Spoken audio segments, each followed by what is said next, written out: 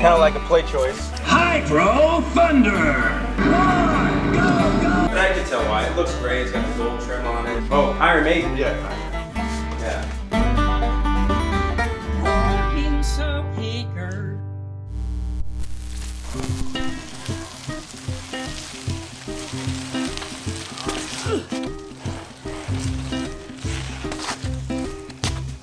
Well, hello everybody, Spazzy W here, your Arkansas picker, and today we are checking out some really cool arcade units and pinballs.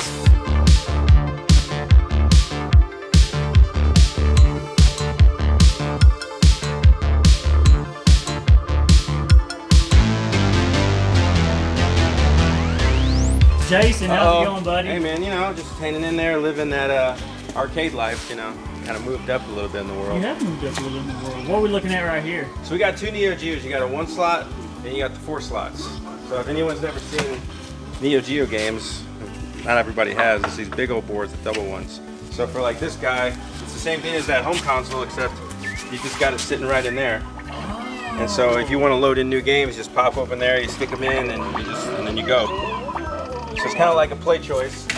Same thing. So you can just get up here and change the game whatever you want. So it made it great for arcade vendors because you could just keep buying different games when they got old instead of ripping them apart and reskinning them. Just stick a new slot in there and you're ready to go. That's cool. Yep. I didn't know that it actually took cartridges. Mm-hmm. These are the exact same cartridges that are in the home ones.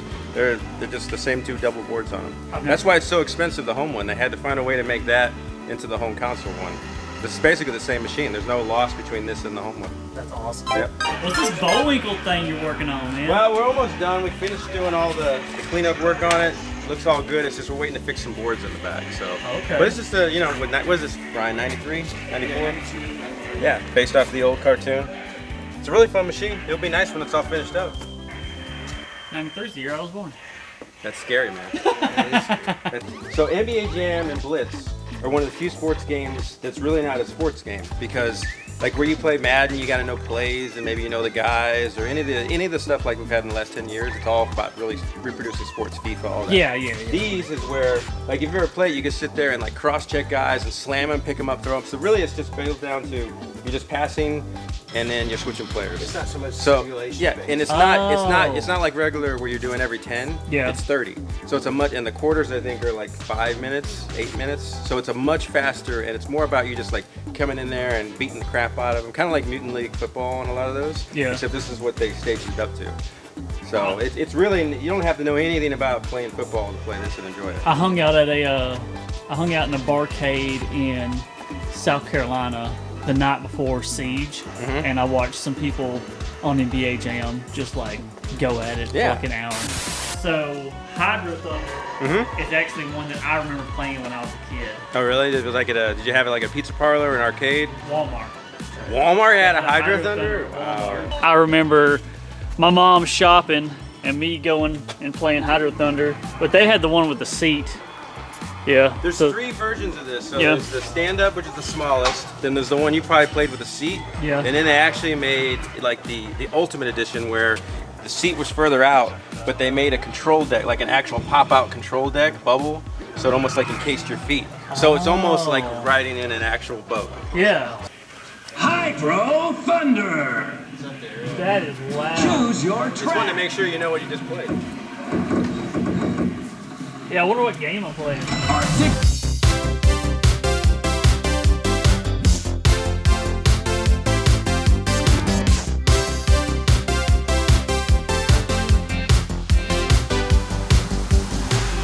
So this is where you mainly like work on stuff? Yeah, this is where me and Brian work on everything.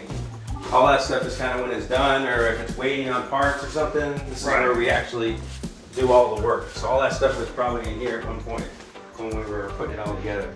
Yeah, this is a electromechanical, I think this is 77. This is before they started putting circuit boards in them. Okay. So all pinballs used to work off this. It's nothing but tons of little switches and reels, and that's how it keeps track of the game and the balls and everything.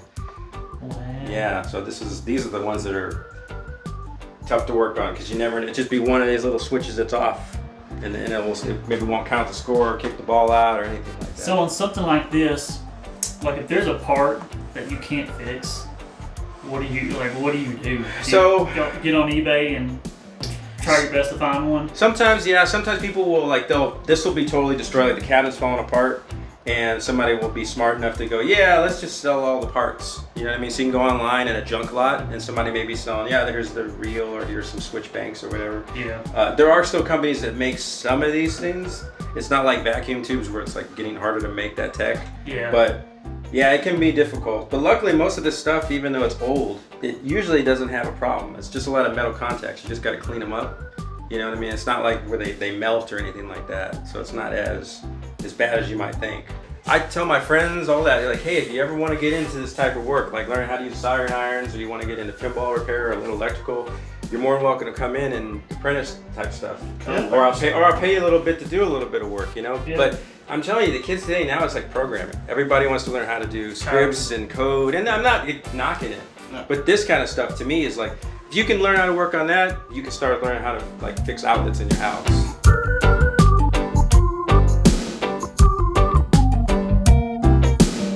We used to have Last Action Hero in here, and what was the one in the corner?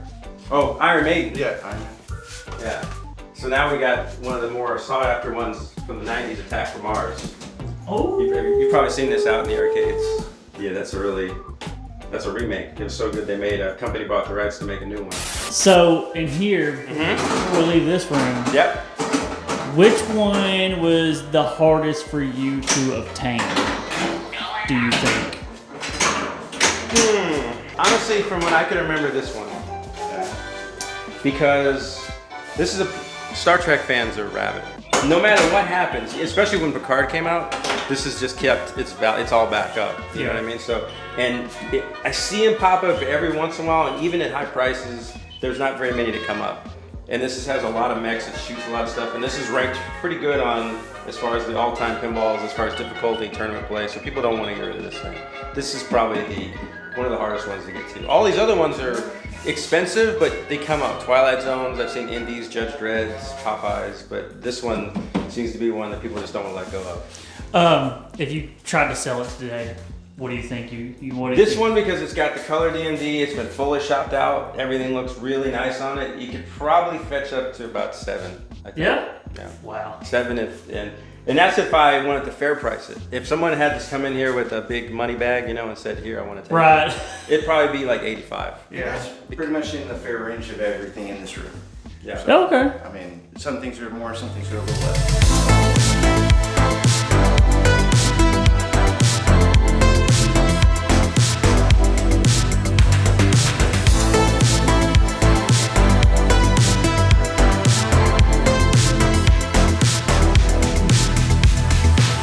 Jason, thank you so much for letting me come tour your shop, your little work area, your private pinball room. That's insane. That is so crazy.